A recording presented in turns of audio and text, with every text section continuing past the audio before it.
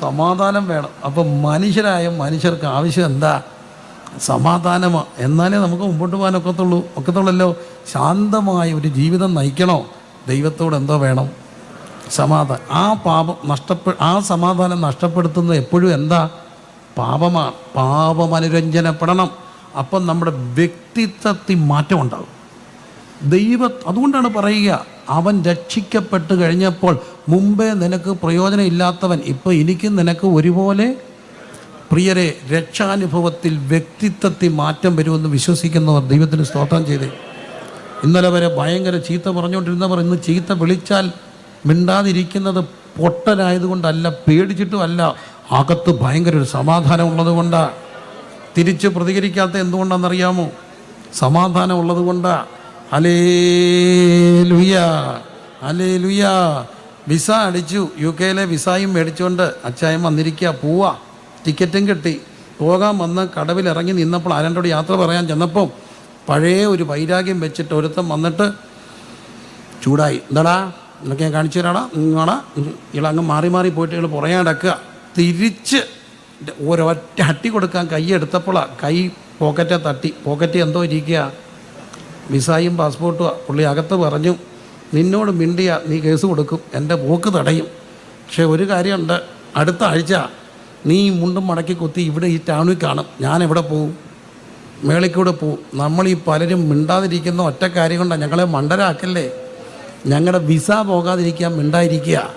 ഞങ്ങൾ പോകുമ്പോഴും നിങ്ങളിവിടെ മുണ്ടും മടക്കി കുത്തി കാണുമെന്നുള്ള അറിവുകൊണ്ടാണ് പലപ്പോഴും മിണ്ടായിരിക്കുന്നത്. അതെന്തുകൊണ്ടാണ്? ദൈവത്തിൻ്റെ എന്തുകൊണ്ട്?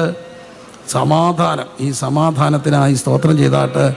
അതുകൊണ്ടാണ് കർത്താവായ യേശുക്രിസ്തു പറഞ്ഞു, അവൻ അത്ഭുത മന്ത്രി, വീരനാം ദൈവം, നിത്യപിതാവ്, സമാധാന പ്രഭു. ഈ മനുഷ്യൻ്റെ സമാധാനം നഷ്ടപ്പെടുത്തുന്ന എല്ലാ മേഖലകളിലേക്കും ക്രിസ്തുവിൻ്റെ ഇടപെടലുണ്ടായി. ഒന്ന് പാപമായിരുന്നു. അതുകൊണ്ടാണ് കാനായിലെ വീട്ടിൽ വെച്ച് 6 കൽപ്പാത്രങ്ങളെ കാണുന്നുണ്ട്. ദേഹശുദ്ധി വരുത്താൻ 6 ഉള്ളൂ, 6 മനുഷ്യസംഖ്യ. പക്ഷേ 7ാമതൊരു കൽപ്പാത്രമുണ്ട്, അതിലെ ആത്മശുദ്ധി നടക്കത്തുള്ളൂ. പാപം മോചിക്കപ്പെടാൻ വേണ്ടിയാണ് മനുഷ്യർ പുണ്യസ്ഥലങ്ങളിലേക്ക് പോകുന്നു, പുണ്യ നദികളിൽ പോയി സ്നാനം എടുക്കുന്നു. എന്തിനാ? കഴുകുന്നു. പാപം കഴുകാനാണ് യുഗങ്ങളായിട്ടുള്ള മനുഷ്യൻ്റെ ശ്രമം. അതിനുവേണ്ടി തീർത്ഥാടനങ്ങൾ, പുണ്യസ്ഥലങ്ങൾ, സന്ദർശനങ്ങൾ, ഇതെല്ലാം ഒരു പരിധിവരെ വിശ്വാസത്തിൻ്റെ അടിസ്ഥാന എല്ലാ ബഹുമാനത്തോടും കണ്ടുകൊണ്ട് പറയട്ടെ.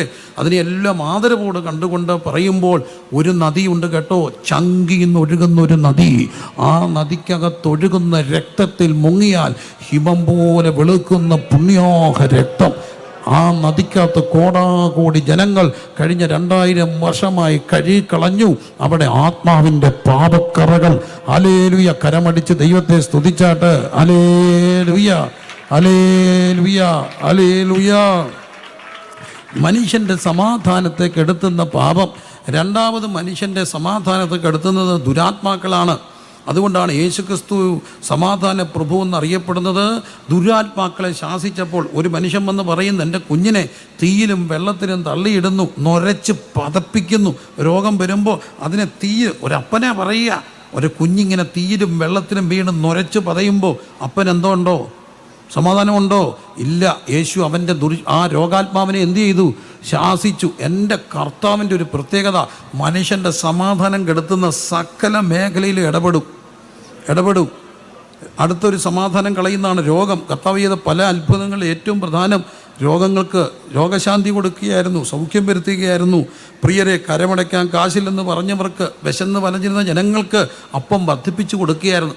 എൻ്റെ കർത്താവിൻ്റെ സന്നിധി വന്നാൽ നമ്മുടെ സമാധാനം കെടുത്തുന്ന സകല വിഷയങ്ങളും കർത്താവിൻ്റെ കരം സമാധാന പ്രഭുവായിട്ട് വെളിപ്പെടും.